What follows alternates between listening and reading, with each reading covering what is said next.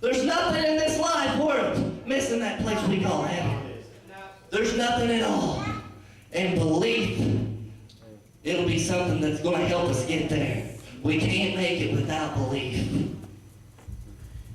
Into the 15th verse. It says, and the prayer, let's read 15 all over, I guess. And the prayer of faith shall save the sick, and the Lord shall raise him up. And he hath committed sins, they shall be forgiven. 16th verse, really, really powerful. Confess your faults to one another, and pray one for another, that ye may be healed. The effectual fervent prayer of a righteous man availeth much. You ever have a loved one out there, lost and undone? You ever have a loved one you'd like to see come into church?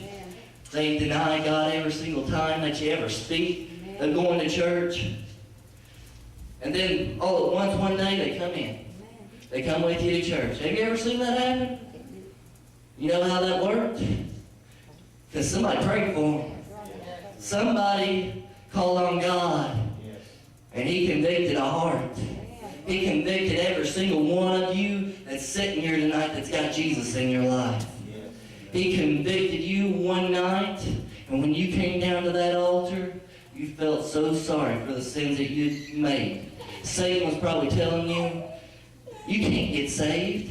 He's probably telling you, God, he ain't going to forgive you that stuff. That was too bad. You made some sins that you can't be forgiven of. I'm telling you tonight, there's not a thing in this life that you can't get forgiven of unless it's blasphemy.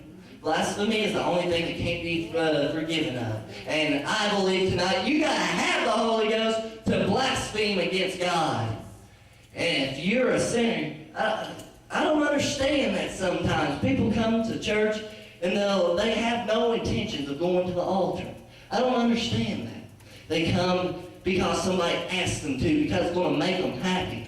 You know what? It doesn't matter who you're making happy. It doesn't matter why you come to church. But if you come down to that altar and make it right with God, then, God sent you for a reason. He's going to start talking to that heart of yours. He has already. You sit down in that pew, he's going to start talking to you in the house of God, and you're just going to start thinking, oh my, I'm afraid to step out of that aisle. I'm afraid to go down there because what's people going to think of me? I'm telling you tonight, it doesn't matter what people think of you. It doesn't matter as long as you come to that altar with a good heart. You have to come to that altar with a good heart. You have to come to that altar with the intentions of getting saved. If you don't have any intentions of it, then why in the world are you down there? If you have no intentions of being healed spiritually, why are you down there? I'm telling you tonight, you gotta have faith tonight. You have to have faith that he's gonna save your life. You gotta have faith tonight that he's gonna take a hold of your life, that you are so low on the bottom that you think you can't crawl out of. He's gonna take a hold of that life with that big hand, and he's gonna pull it up out of there. He's gonna raise you from the dead, and he's gonna get salvation onto your heart. He's got a plan for each and every one of you out here tonight. He's got a plan for every single soul here that's been saved. And you got to have faith. What is going to happen? You got to have faith that God's going to give you that type of calling on your life.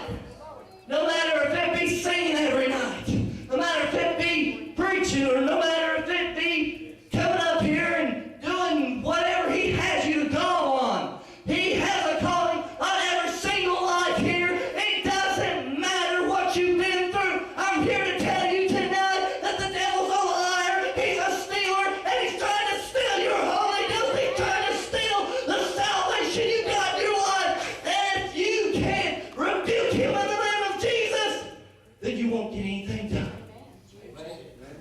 If you don't have that faith, that spirit in you, if you don't have Jesus, you can't get anything done. He has to be the center of everything, and you got to have faith that He died for you, that He went to a cross and hung at Calvary. We can't pay Him back. The best thing you can give Him is your life. And then after that, just stay hungry, because He'll fill you each and every time. The devil starts speaking to me, he'll start getting me down, and I'll say, Jesus, touch me to let me know that you're still here. And I'm telling you, the joy and the happiness that fills my heart, He shows me He's still here. There's not a person in here that He will leave once He's got you. There's only one man in this life that can save you from all condemnation, and that's Jesus Christ. Confess your faults one to another. You say, why do I need to confess my faults to him over here? Why do I need to confess my faults to her? Why do I need to confess it to anybody? Because it makes you feel better, for one thing. You know why? You know why it makes you feel better? Because you're getting it off your chest. Because that's sin laying there. Because God's convicted you of that sin. And if we can